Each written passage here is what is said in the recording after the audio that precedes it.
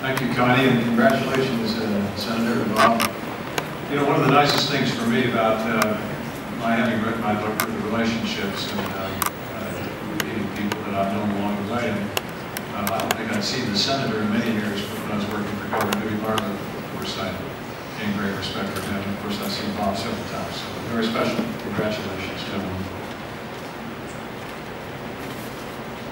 The Arrell Gibson Lifetime Achievement Award, as you all know, is named for the distinguished historian and past president of the Senate. And the recipient tonight is Anna Myers. She joins a long list. Yes, we can stop the clock.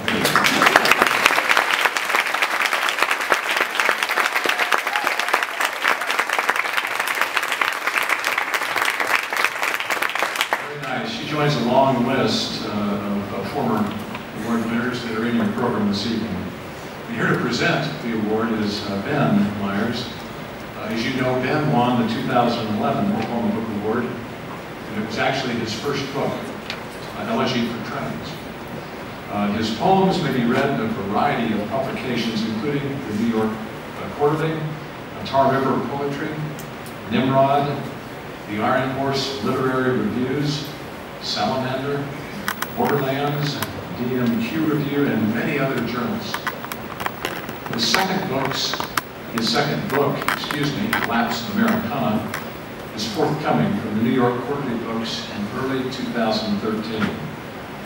Ben also serves as an associate publisher of English at Oklahoma Baptist University. Please welcome Ben Myers.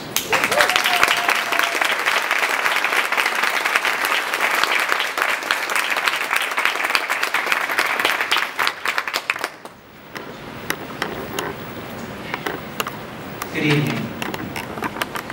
Near the beginning of her masterly novel, Fire in the Hills, my personal favorite, Anna Myers gives us this exchange between young Hallie and her dying mother. "Mom," said the girl, trying not to scream. "Mom, you can't die." "We all do, child. We all do. There is worse things. Sing to me, Hallie. It will rest both of us." This brief bit of dialogue sums up much that is great about my mother's work. Her novels are rooted in the common human lot of suffering, in the ties that bind us together, even in the hardest of times, and in the universal song that transcends the sorrow. Sing to me, Hallie, it will rest us both. Anna Myers comes from folks who know suffering, and from folks who know how to tell a story, a long line of yarn spinners and survivors.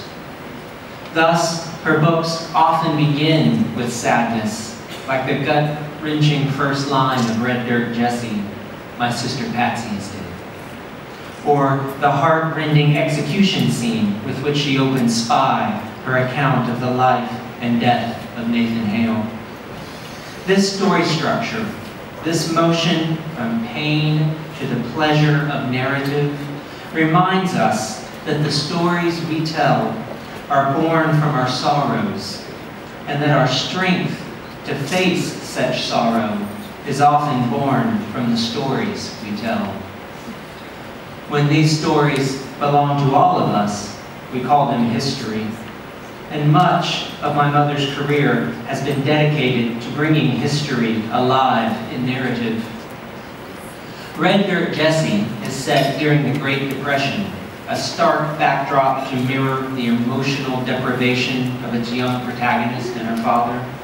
In Assassin, the turmoil of the Civil War matches the inner turmoil of young adulthood as Bella wrestles with her identity, the possibilities of good and evil in her young soul, a microcosm of the equally polar possibilities within her young country at a great moment of crisis.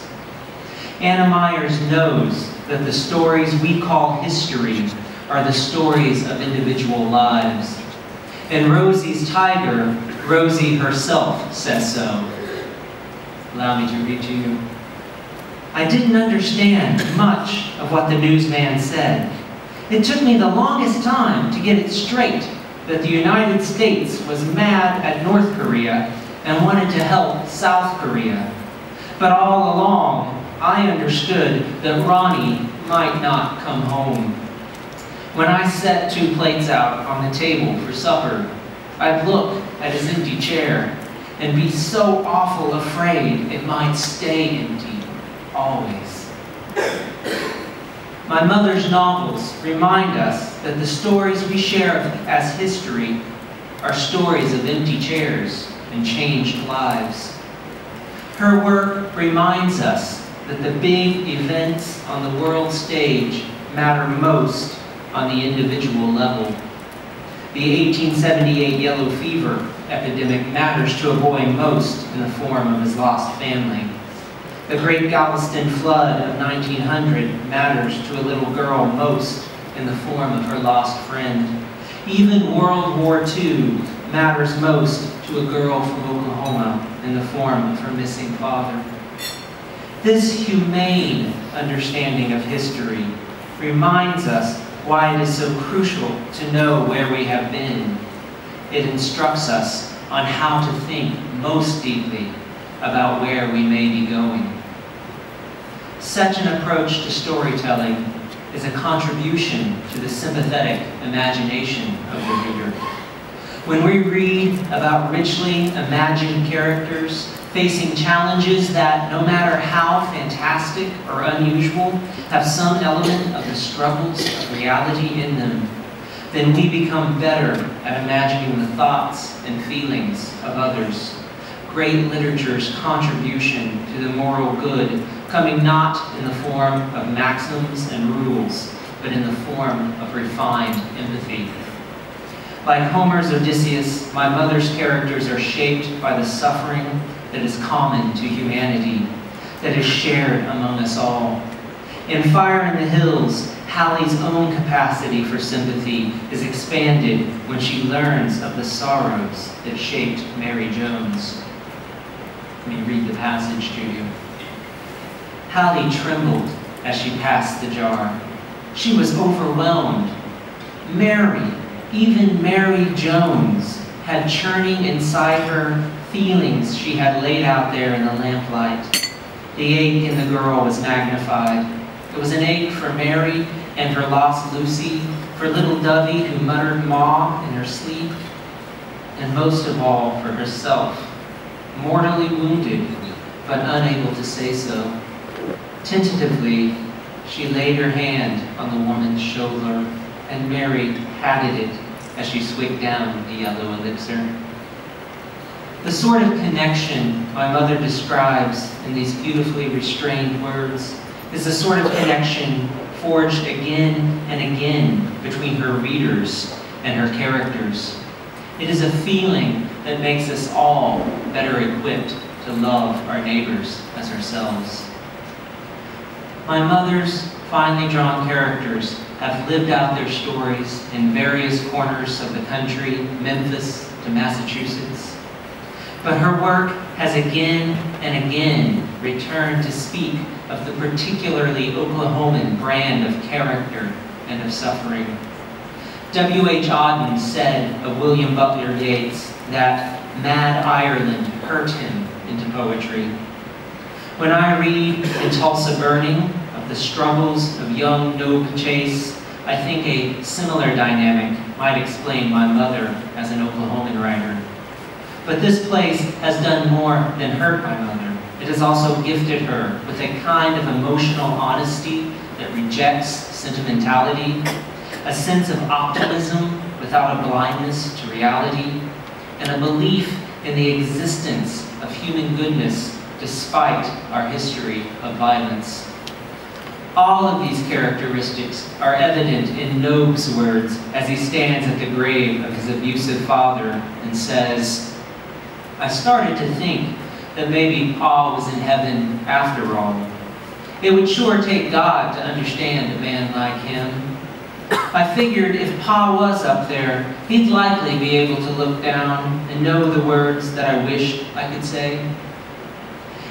If Mad Oklahoma hurt my mother into poetry, it also touched her with a rugged beauty gave her a prose as clear and strong as a summer wind over the prairie, and lucky for us, it did.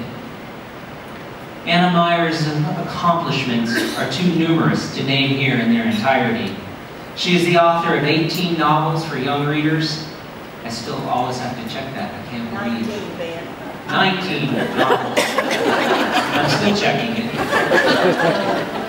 She is a 4-time winner of the Oklahoma Book Award for Spy in 2009, Assassin in 2006, Graveyard Girl in 1996, and Red Dirt Jessie in 1993. She's a finalist again this year for her latest book, The Grave Robber's Secret. She won the Parents' Choice Award in 1996 for Fire in the Hills, and the Gamma State Authors Award 1997 for Graveyard Girl. In 1998, she won the Children's Book of the Year Award from Bank Street College for The Keeping Room. Other honors include the Honor Book Award, Society of School Librarians International, 1999-2000, and Gamma State Authors Award 2000, both for Ethan Between Us. Another Honor Book Award, Society of School Librarians International, 2001-2002, for When the Bough Breaks. A notable social studies trade books for young people citation from the Children's Book Council, National Council for the Social Studies, 2003, for Tulsa Burning. And yet another Honor Book Award, along with the Pennsylvania Young Reader's Choice Award, 2004-2005, for Tulsa Burning. Her books have been named to such prestigious lists as New York Public Library's Best Books for the Teenaged, New York Public Library's Best 100 Books to Read and Share, Bank Street College's Best Children's Books, ALA Quick Pick List, and Independent Booksellers Pick of the List.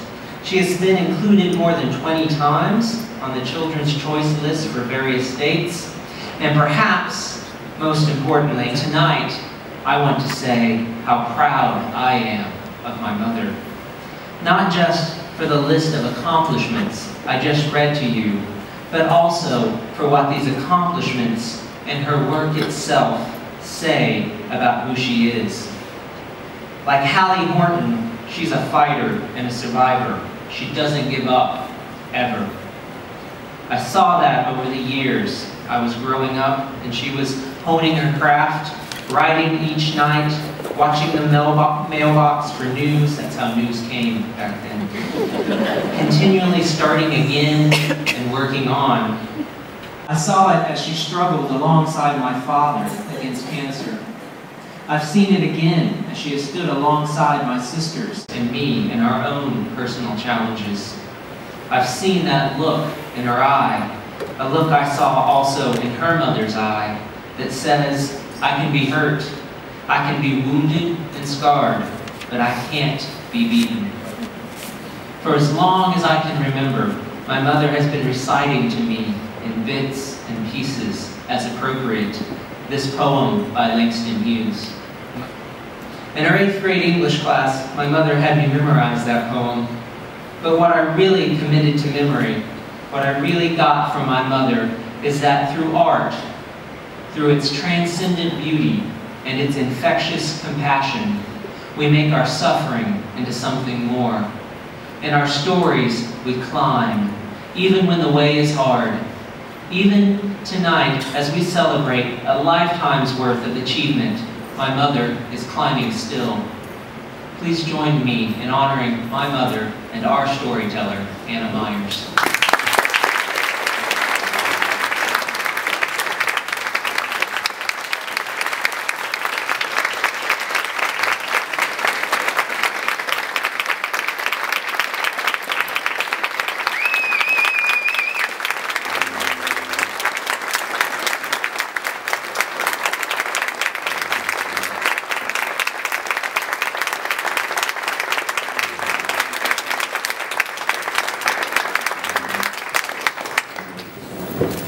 I don't know that I can talk after that introduction. Only his Father who is in heaven knows how proud I am of that boy. And I don't mean God, although I'm sure God is also aware.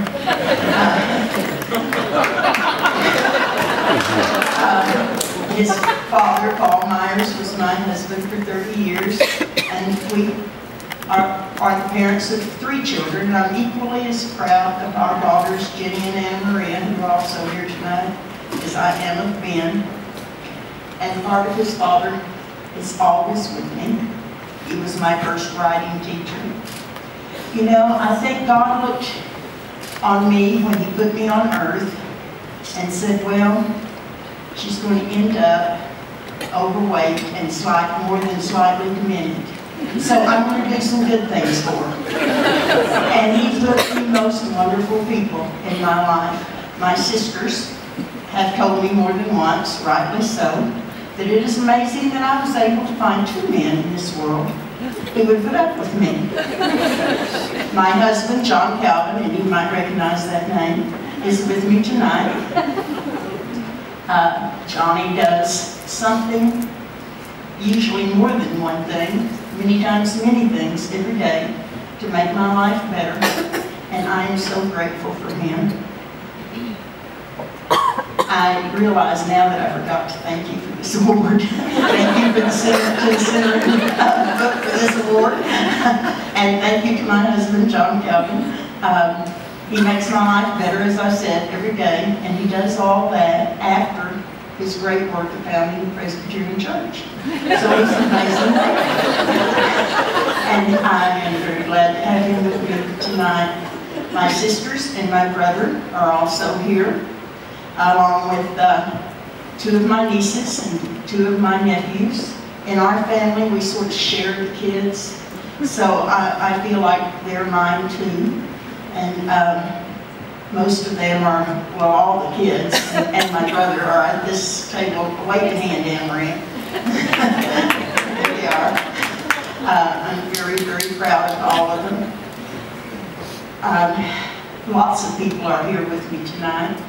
My oldest friend, someone who's been my friend since I was 8 years old, Darlene Crawford, is here. Darlene and I have been friends so long that I often tell people she has been with me on every occasion of my life except my birth. And she would have made that except I'm 1 month older. So I'm so glad to have her with me. Also, my dear, dear friend from high school, because I grew up out at Deer Creek. And then my father dragged me kicking and screaming when I was 15 to Chandler, where I had the privilege of going to high school with 2 people who are here tonight. One is my husband, John Calvin, and the other one is my dear, dear friend, Sandra.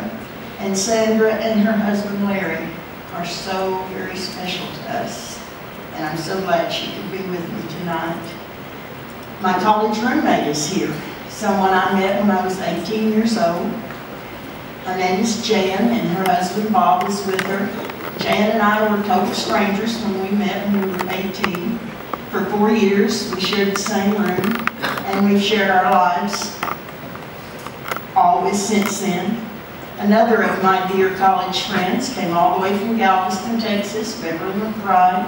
When I think about my college friends, I think of the Bible verse that says, "And the soul of David was knit with the soul of Jonathan."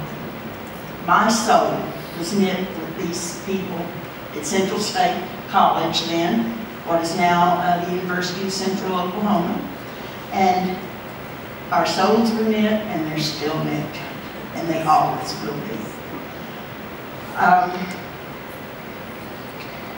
David and Martha Evans and their sweet daughter and granddaughter are here. And someone earlier said to me, "Are they related to you?" And I said, "Well, just a minute, I've got to think about that."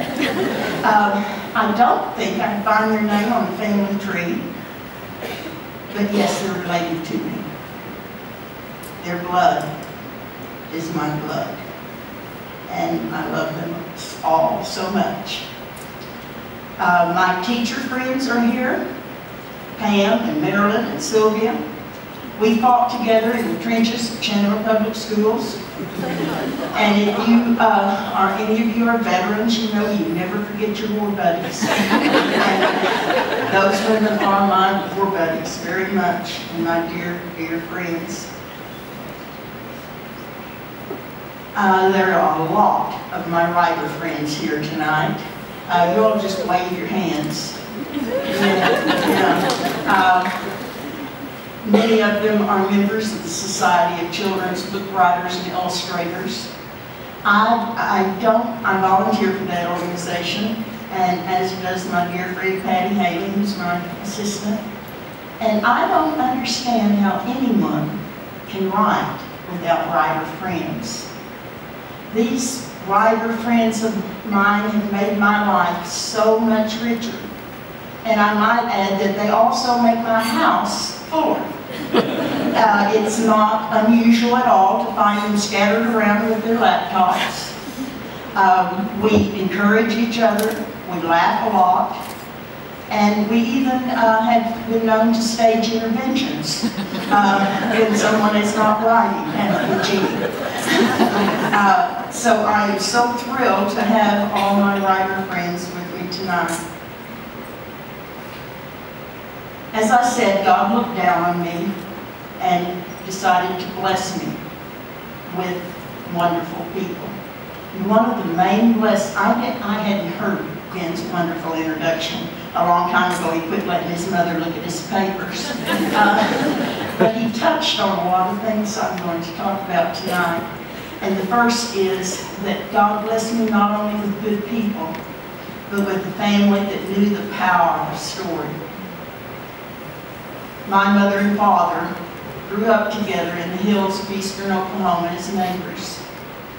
Both my grandfathers eked out meager livings on hillside farms where rocks seemed to grow better than crops. But what grew even better than crops were stories. They were all pretty much on both sides of the family tellers of stories. When I was a child, we would sit in my grandmother's yard, the yard of her tiny little unpainted house, and we would hear stories. Frequently, there would be two different sides of the family there, and they'd all tell stories. Stories of near drownings in the mountain Thorpe. Stories of stolen horses and burned barns. All the stories that happened when my parents were small in those hills, or even before they were born. Stories of a young man, my father's oldest brother, who is little more than a boy, marched off to fight in World War I and died in Forest in France 3 months later. Stories of another young man who was reluctant to fight in that war and who hid in those hills. We heard stories about my grandmother's death, the mother of my father. She died out under a tree where she'd asked to have her bed moved because it was too hot in the cabin. And my other grandmother, my mother's mother, was her nurse. She died of complications of a miscarriage with her, how many, Shirley? She's the 10 children, 9 children? 10 children. See, my sister is a lot smarter than I am. And she knows things like that. Right over there, 2 of my sisters, they're both smart. But she died with her 10 children standing around her bed. My father was so young that he didn't have much memory about his mother. But I heard the stories from my other grandmother, and I treasured those stories. And I knew when I was so young that I really couldn't say it, that I would grow up and write them down. And I did in my first book, Fire in the Hills, the one Ben talked about. It wasn't my first published book. I couldn't sell it for 7 years. It was book number 4, and to tell you the truth, when it came out, when I told my editor, I had the same editor for 19 books, which is very unusual. But when I told my editor that I wanted her to do that book, she said the same thing I heard from everyone. Well, she wasn't quite as frank, but I knew what she meant. She was reluctant to do it. Everyone said it was beautiful, but it didn't make any money. And so she was reluctant to publish the book, and I said, well, all right, if you don't want to, I'll have someone else publish it. And she said, oh no, we don't want to do that, you to do that. And then I said, well, what are we going to do then? So she published it.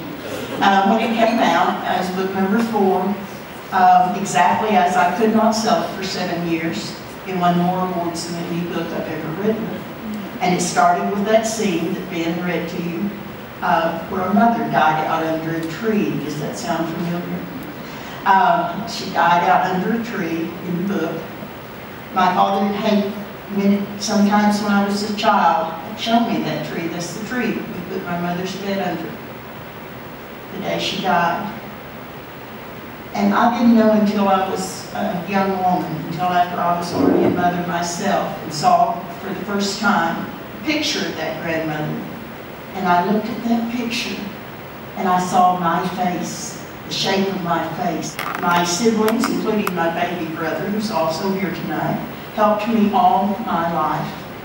But the first thing that my siblings did for me, 4 of them, 4 of my siblings read to me. Now, they didn't read picture books. I don't know if there were picture books when I was a child. I know the Bible had been already printed, but I don't know if there were any picture books, because they certainly didn't read picture books to me. They read aloud to me whatever they were reading themselves. Probably because I insisted that they read to me, and the only way they could shut me up was to read what they were reading. So instead of picture books, I heard the Bobbsey Twins, Nancy Drew, the Hardy Boys, the Green Hornet, Robin Hood, The Secret Garden, Anne of Green Gables, and I loved those stories. I felt their power, and I still do. Most of you know that story is almost the most powerful force in the world, second only to love. And we really wouldn't know very much about love if it weren't for the power of story. I felt the power of those stories that I heard as a child, and I still do. I'm reminded of a quote. Actually, it's by P.T. Travers, the author of Mary Poppins, but I first read it in the Jane Eyre book, and it goes, "Perhaps we are born knowing the tales, for our grandmothers and all their ancestral kin run continuously in our blood, repeating them endlessly, and the thrill we feel when we first hear them is not of surprise, but of recognition." One of my sisters had that quote printed up for me and framed and hanging on my wall, because I know about that thrill of finding it, of hearing the story and recognizing it as something that runs in our blood. I want to tell you something that happened to me when I was doing a school visit in Oakdale School District. It's near here, and it goes through grades 8, I believe.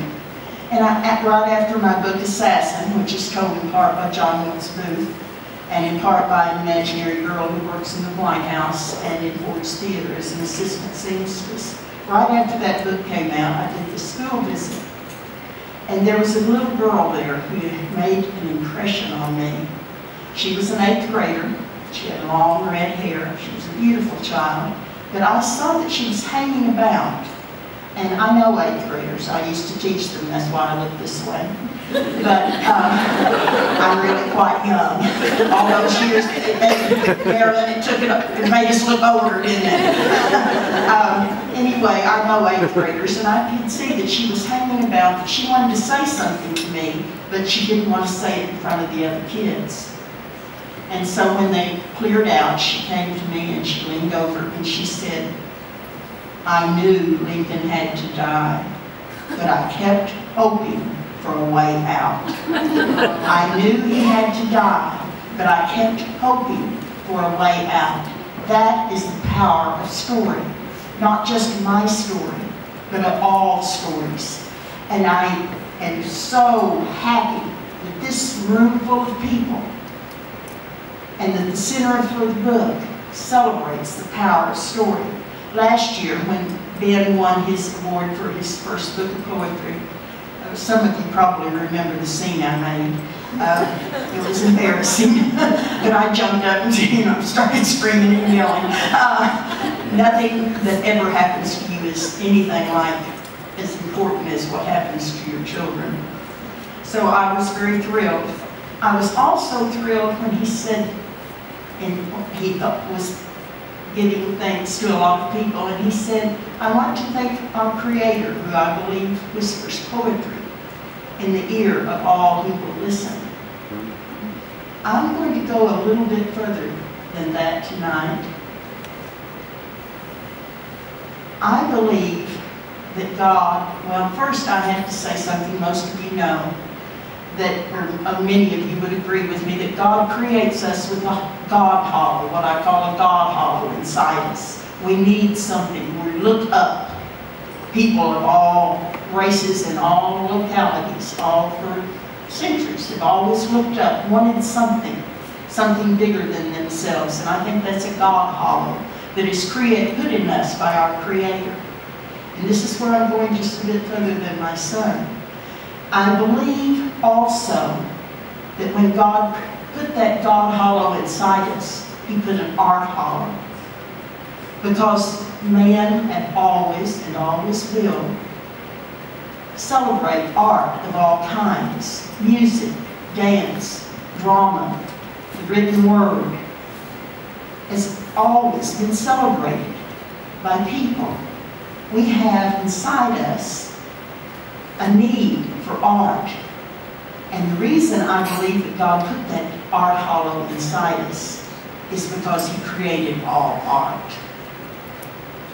This is where I get just a little weird for some people, but some of you can handle it. I believe that God, when He created the world, and I very much believe that He created the world.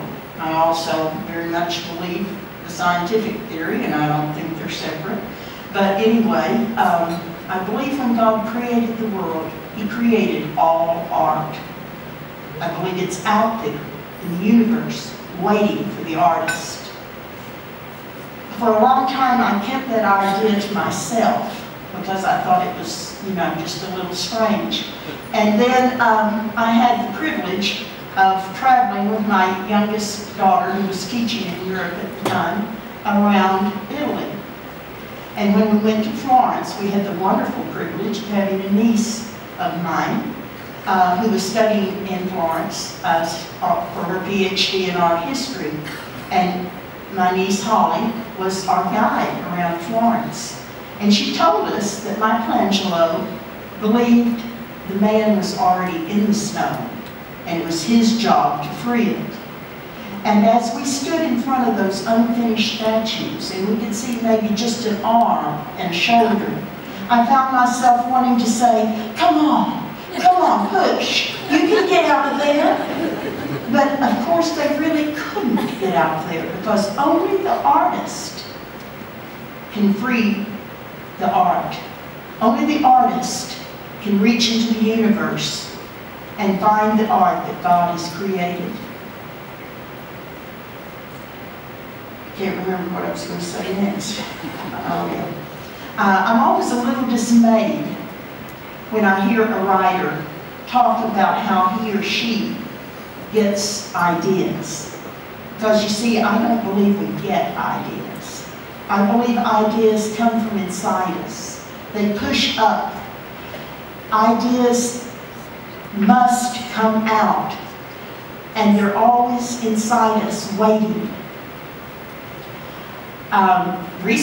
Very recently, it hasn't even a done deal yet, I wrote a picture book and had the marvelous and strange for me, remember it took me 7 years to sell my first novel, marvelous and strange experience of having an editor, the first editor who looked at it, said, oh, I love this story, and I would like to take it to the acquisition meeting. Now that doesn't mean it's bought, it means that she's going to go in there in the meeting and say, I want to buy this book by Hannah Myers, and the rest of the team will have to agree with her.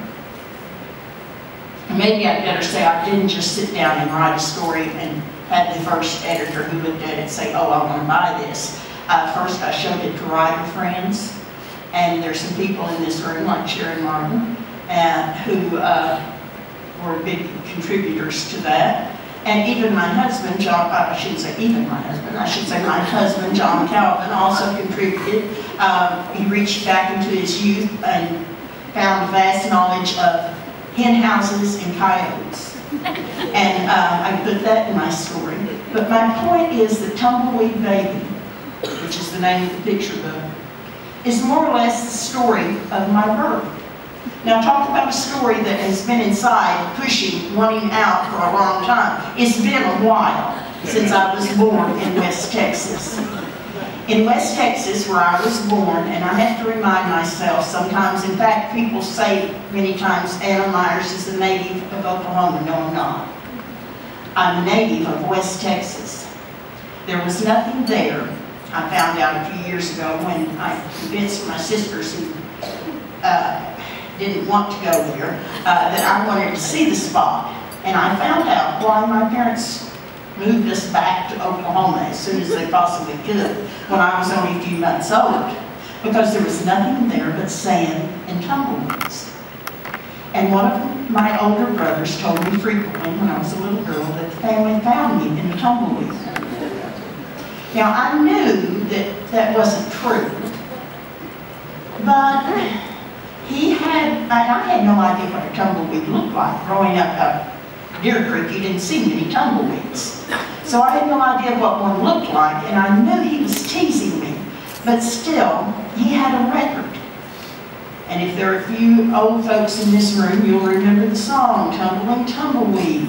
Any of you remember that? It was about Sons of the Pioneers, yes. And my brother had a record. And I would sit outside the room where he was playing that record, and I would think, part of me, oh, those are my people. Because I strongly identify with the tumbleweeds. My mother often told me that the family could not agree on a name. After dinner, or during dinner, they would all push for a certain name that they wanted to name me. Now, I had a sugar ration book, because the family needed the sugar rations more than I needed to be named. So I had a sugar ration book that said Baby Girl Hoover on it. But I didn't have a name for 3 weeks. Finally, a letter came from my grandmother, who lived in Oklahoma, and she suggested Anna Louise, because she had a neighbor who had a new granddaughter named Anna Louise, and my mother said they decided to take it because it was an outside opinion. Now, my sister, who's just older than I, is also here tonight. She didn't care much for sauerkraut, and she didn't care much for me.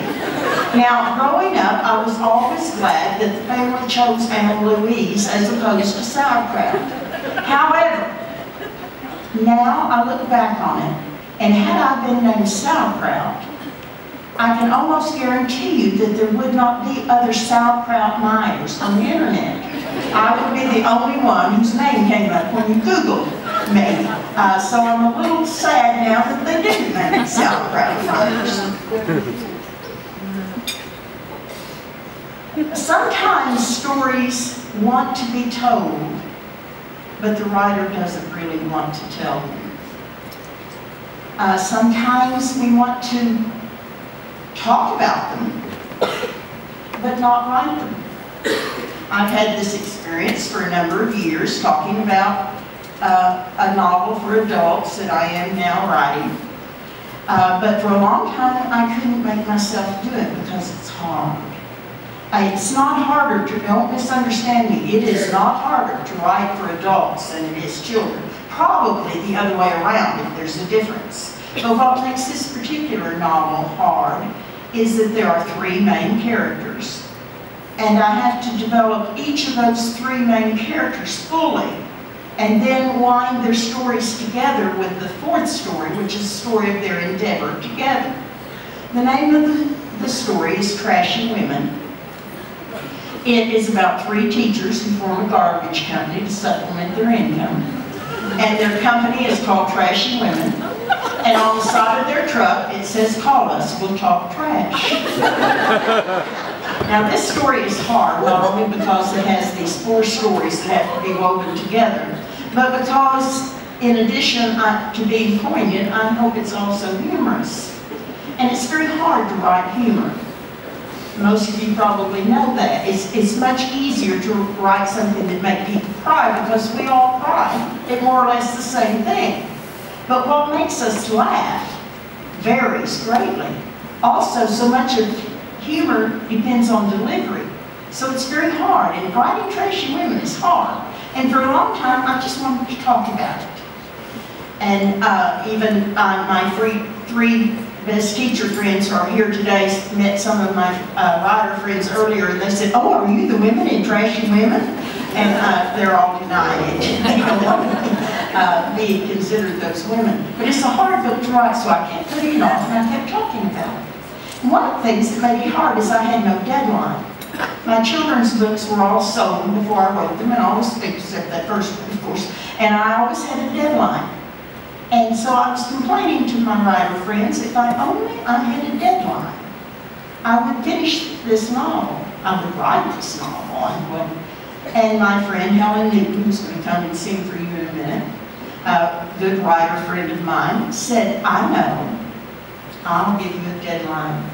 Now I have to explain, I don't know exactly how to say this because I'm not a person who says bad words a lot, but I know how I can say it. Helen is of the R persuasion in politics. I'm not. But she is. So are some other people I really love. It's hard, but I'm able to look over it. But before the last presidential election, Helen said, "I know, let's say that if you don't have the first draft of Trashy Women written before the election, you'll vote, you know, the R word." And I glibly said, "Okay." Now I have to tell you here that my mother never lied. She let on lie. For instance, if she happened to look out and see a long-winded neighbor coming up the walk, she would yell to us, "Get your coats and let on like we're leaving." She let on like a lot of things. So it occurred to me as the election drew near, and I hadn't written anything to speak of on Trashy Women at all, that I was going to have to do something. And the novel was unwritten, but it was well planned. So I wrote the last page. My friend Helen calls me up, as expected, and she says, "Are you finished?" I said, truthfully, "I just wrote the last scene." And therefore, I avoided voting for the R person. Helen is here tonight, and she is much more upstanding than I am. She's an honest person to her toes. She was quite shocked when I forgot. That's the trouble with letting on light. You forget what you've let on light. And she was quite shocked when in a group she heard me say, "Oh, I think I'm going to be finished with the rough draft." She's right. But she's forgiven me for that. And writing isn't Helen's only talent. She also sings beautifully, as you're about to find out. She's going to come and sing to you a song that I have come to think of as my own, because it has to do with questions. When I was in college, I started being tormented by life's big questions. I didn't know this, and I didn't know that, about why this or why that. This has been just a delightful evening. I appreciate all your coming in the weather. Beverly, did I say you came all the way from Galveston? Good. Okay, I can't remember what I said. So appreciative. And now Helen is going to come and sing to you.